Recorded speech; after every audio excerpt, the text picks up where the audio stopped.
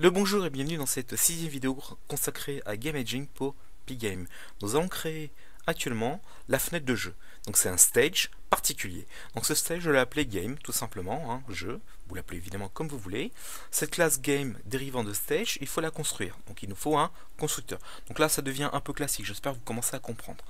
Je lui passe un none dans la fiche, donc par défaut, je veux qu'il y ait un écran noir, tout bêtement. Je construis l'objet hérité, je lui passe la dimension, donc là je peux changer la dimension que je veux, il y aura des musiques à mettre, et puis tout de suite, qu'est-ce qu'on fait dans le game? Eh bien on lui met une tâche de fond, donc un scrolling de la jungle, donc la jungle va être affichée et on va le faire bouger, on va la faire bouger, donc il y a un scroll. Donc là je crée un objet qui appartient cette fois à jungle, qu'on appelle jungle, qui n'a rien à voir avec le jungle qu'on avait créé dans l'introduction, attention. Donc chaque objet possède ses propres objets. Donc il suffit de reprendre la classe jungle pour recréer, si vous voulez, une nouvelle jungle, mais cette fois pour l'objet game.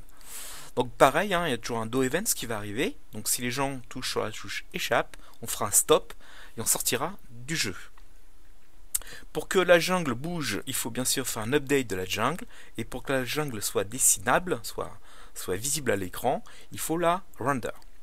Mais il faut faire un petit artifice pour passer d'un écran à l'autre, d'accord? Donc quand on reprend la classe introduction, vous vous souvenez, on avait fait un titre un peu space, hein, il bougeait, donc on avait créé une classe qui est dans la Game Engine qui s'appelle MoveLabel. Et bien là c'est pareil, on va faire animer un petit texte pour dire aux gens, voilà, si tu veux maintenant jouer, et bien tu fais cette action-ci. Donc qu'est-ce que j'ai fait? Je crée un label start, vous l'appelez comme vous voulez évidemment, de type Game Engine, de type MoveLabel. Donc il vient du module Game Engine et sa classe c'est MoveLabel. Je lui passe le screen, je le positionne à une position bien sûr origine, donc moins 100 en X, 250 en Y. Donc au départ, l'écran ne fera pas apparaître ce texte. Je garde la même couleur du texte, donc jaune a priori, et je fiche Press Escape to Start. Donc c'est clair, hein, même pour les gens qui n'ont pas fait dans le coup d'anglais, ils comprennent ce que ça veut dire. On fait ici, on appelle ici l'assets, donc il va nous permettre ensuite d'avoir la fonte qui va bien.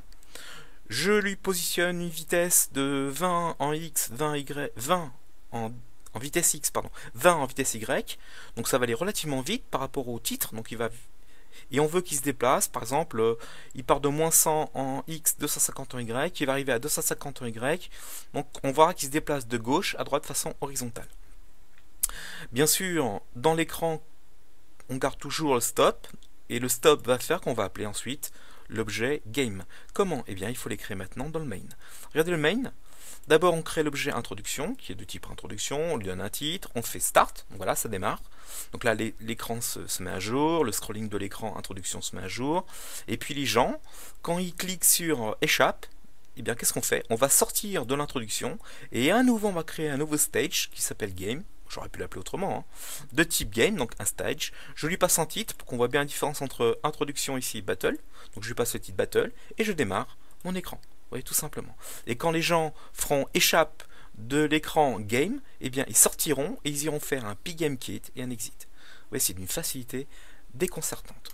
Donc lançons la chose pour voir si c'est bien sourd. Donc là j'ai mis du son, hein, on va voir ce que ça donne.